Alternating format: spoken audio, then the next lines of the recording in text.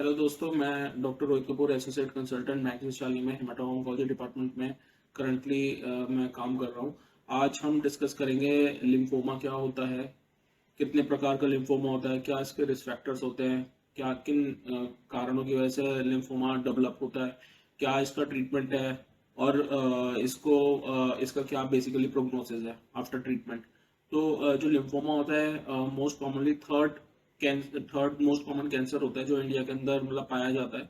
Generally जो two groups of patients होते हैं इसमें इन्वॉल्व होते हैं, very young and very old. Sometimes middle age भी इन्वॉल्व होते हैं एंड जो ओल्डर एज ग्रुप्स वाले जो पेशेंट्स होते हैं ना, काफ़ी एग्रेसिव लिम्फोमा होता है।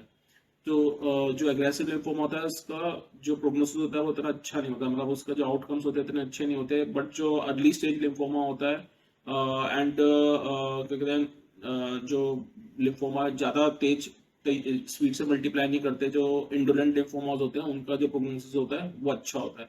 सो बेसिकली लिम्फोमा दो प्रकार में डिवाइड हुआ है, हॉजकिन और नॉन हॉजकिन लिम्फोमा।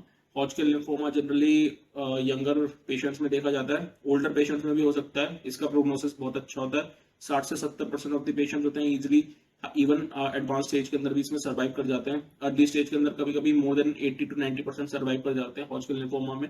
और जो नॉन हॉजकिन लिम्फोमा होता है इसके कई सारे प्रकार होते हैं, जिसमें diffuse large B cell lymphoma होता है, फॉलिकुलर लिम्फोमा होता है, मेंटल सेल लिम्फोमा होता है, टी एनके सेल लिम्फोमास होते हैं और वेरियस बी सेल लिम्फोमास और टी सेल लिम्फोमास होते हैं की कैटेगरीज होती हैं।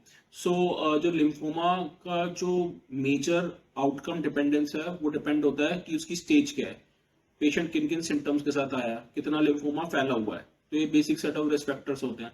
जो मेन जनरल फिजिशियंस होते हैं, जैसे इंटरनल मेडिसिन के फिजिशियंस होते हैं, वो लिम्फोमा को रेफर करते हैं। तो उसके अंदर पूछते हैं उनसे कि पेशेंट से कि उनको फीवर कितने समय से है, उनकी जो स्वेलिंग है गांठ गर्दन के अलावा और कौन कौन सी जगह पे जो गांठ है वो डेवलप हुई है, उनका वजन तो नहीं गिर रहा, उनको नाइट स्वेट्स तो नहीं हो रहे। मतलब नाइट स्वेट्स का मतलब पूरा इवनिंग में पेशेंट भीगा हुआ है अपने स्वेट में, उसे ड्रेंचिंग नाइट स्वेट्स कहते हैं। इस तरीके की प्रेजेंटेशन जनरली टीबी और लिम्फोमास में होती है। तो क्या होता है कि ये पेशेंट्स टीबी की तरह ट्रीट हो रहे होते हैं, लिम्फोमास की तरह ट्रीट नहीं हो रहे होते। तो अगर पेशेंट को गांठ है और उसका वजन गिर रहा है तो इंडिया के अंदर टीबी को मोस्ट कॉमन डायग्नोसिस मान लिया जाता है। लिम्फोमा का जो कॉजेशन होता है उसके कई रिस्क फैक्टर्स होते हैं लिम्फोमा के कॉजेशन के। इसके अंदर टोबैको एक्सपोजर, स्मोकिंग, अल्कोहल, इसके अंदर इम्यूनोडेफिशिएंसी डिसऑर्डर, इसमें वायरसेस, कई सारी चीज़ों का कॉजेशन पाया गया है। सो लिम्फोमा एक कॉमन प्रेजेंटेशन है कई सारी रिस्क फैक्टर्स की वजह से।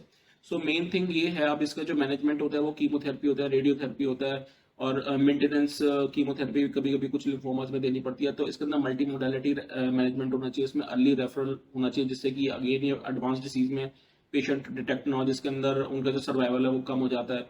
So main thing is early detection of these patients and early reference and early treatment in a super specialty setup.